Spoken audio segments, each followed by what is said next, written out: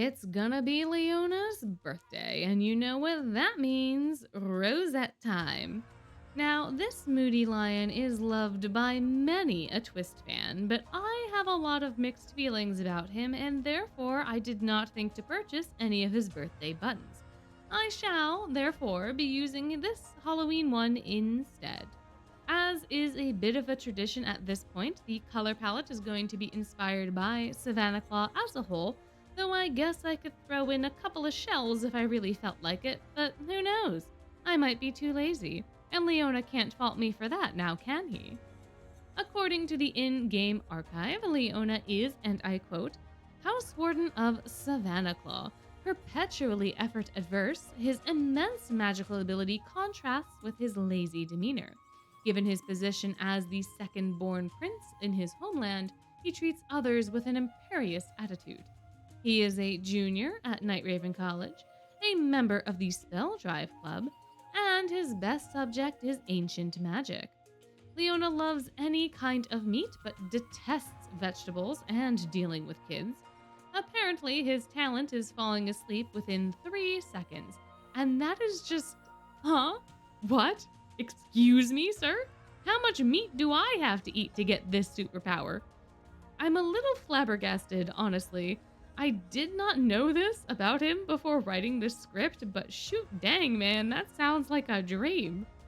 Leona is a character I did not understand for a very long time, and I'm not sure if the conclusions I've come to are even accurate, but I like to think that I get him a bit better now, regardless.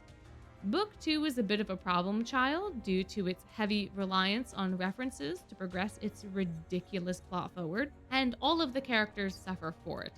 Leona ends up in a position where his brains aren't accurately reflected because this plot of his is so short sighted, and the narrative extremely relies on the player not having any knowledge of Malleus. This is fine for when the book first released, sure, but now, after book 7, after all of the TikToks and the memes, I highly doubt there are many people entering into Twist that aren't going to be able to figure out that the guy who floats during flight lessons can also likely float a little bit higher to get himself above the stampede. Since I'm also not someone who's interested in a majority of sports, I didn't really understand the weight of the pro scouting aspect either. To me, it was just another sports game. So why are we hinging our literal lives on it? For pride? None of it made any sense to me, and even Leona's memories didn't help. So, about a year later, I was out tending to my garden, chatting with my father about this convoluted plot, trying to figure out why Leona was so hung up on Malleus specifically. It was during this conversation that two things became apparent. The first is that the sports game was not just a sports game, and it had an actual impact in the lives and careers of the Savannah Claw students. The second was that Malleus didn't just stand in the way of that future, but he's also kind of a reminder of Leona's past. There is an argument that can be made that Leona projects a bit of his frustrations with Felina onto Malleus, since Malleus has quite a few things in common. Both are firstborn princes, both are seen by Leona to be incompetent in certain matters, and both are insurmountable challenges that Leona cannot conquer, or at least there isn't any good way to do so. By standing in Savannah Claw's way, Malleus is forcing Leona to confront the very questions, emotions, and scenarios that he's been running from. This breaks the illusion the lion has about the campus being a safer place for him, a world of comfort, a place where he can be king, because the same patterns from his life back home are now repeating themselves despite his circumstances changing. This affects his mental state and reaffirms the self-deprecating thoughts that he has, and within that framework, the overblot makes way more sense to me. It's also within this framework that I can kind of relate to the lion because I'm sure we've all had to face circumstances or challenges that seemed insurmountable, and perhaps because of this we've gotten discouraged. It doesn't have to be a life-changing scenario for folks to feel similarly either. It's quite easy to get demoralized when something you're proud of becomes the butt of a joke or is ripped to shreds in front of you, particularly if your self worth isn't built up like in Leona's case. Discerning critique from insult can be difficult, and sometimes people spout absolute nonsense that has nothing to do with you because of their own pain. But they try to make it about you anyways to try to escape from their emotions. It's what you choose to do with what is said and what lessons you learn from those circumstances that counts most. And in Leona's case, he unfortunately internalized a lot of the negativity and now has to do a lot of work to remember his own worth. This doesn't stop him from putting on airs, though. He does truly have the magical might to back up a lot of his claims, no matter how biting they may be. In a somewhat tangential way, it's also in this area that Leona's smarts become apparent as well. The lion is a quick thinker when it comes to people. He can read folks exceptionally well and assesses their worth quickly, allowing him to subtly manipulate some folks and pointedly rebuke others. Half of the time, I don't even realize that he's doing these things during a bit of dialogue, and it's only when other characters point it out that I get clued in. It's a remarkable talent that he could put to much better use, I think. But regardless, it is a fantastic point of his character that I think can get overlooked very easily given his bravado. Leona tries really, really hard to appear unbothered and aloof. He seemingly doesn't care about his class, his dorm mates, the school, or even life at times, almost resigned to fate. If he ends up threatened, he'll of course step up to maintain his position, or if he smells more effort on the wind than it's worth, he'll do what he can to avoid it. But outside of those instances, he's just content to nap. He also extends the courtesy of looking down upon you if he can't find any value in your existence, and he uses his power and prestige to justify this position. It's a bit cynical, but it's also realistic, particularly for Leona, given how he perceives his circumstances in the world around him. I may not be remembering correctly, but I feel like he doesn't exactly regard the prefect all that highly either. He just kind of tolerates us, even after book 3. Which is honestly kind of a compliment where Leona is concerned, now that I think about it. But he doesn't seem to really favor anyone. He regards Ruggy as useful, and you can tell that he does care about Jack, but Jack also challenges Leona's worldview quite a bit in what I think is a healthy way, but Leona does seem to be a bit hesitant with him, and it might be due to this.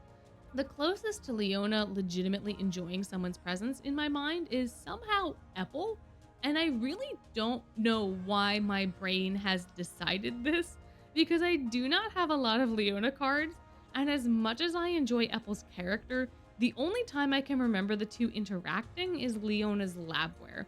And that scenario is completely driven by the fact that Rook exists, and Leona wants nothing to do with him. So I don't really know why this Apple connotation is here. In any case, the point I guess I'm trying to make is that Leona is a little bit of a faker, but he's so amazing at it that it can be really difficult to tell when he actually cares about something, and this can lead to misinterpretations of his actions. He's not exactly a tsundere, but he's also not a tsundere, you know?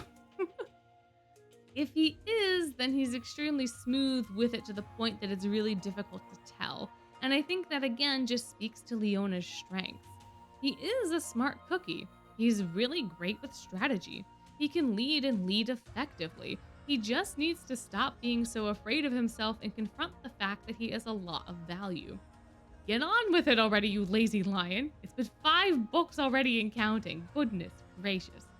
But since it's your birthday, I guess I can overlook it this one time. You know, it is a little odd to me that I'm much more willing to forgive Leona for his laziness than I am for Ace. I'm not really sure what separates them in my mind because they do function similarly in the narrative. Both are running away from themselves, both have issues understanding and embracing their worth. It's just the circumstances and the way that they handle it that differentiates them. Yet somehow my ire only gets provoked with Ace and not Leona.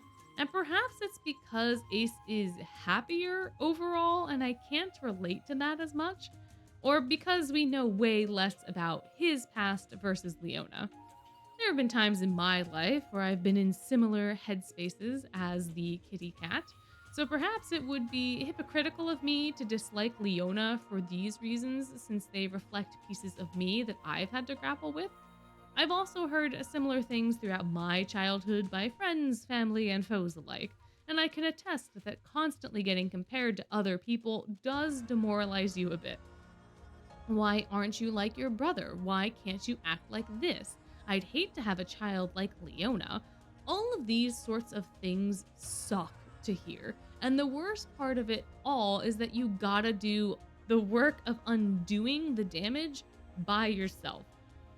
You can't endlessly blame others for being terrible to you. You have to go through and parse what was true and what wasn't, what was meant versus what was heard.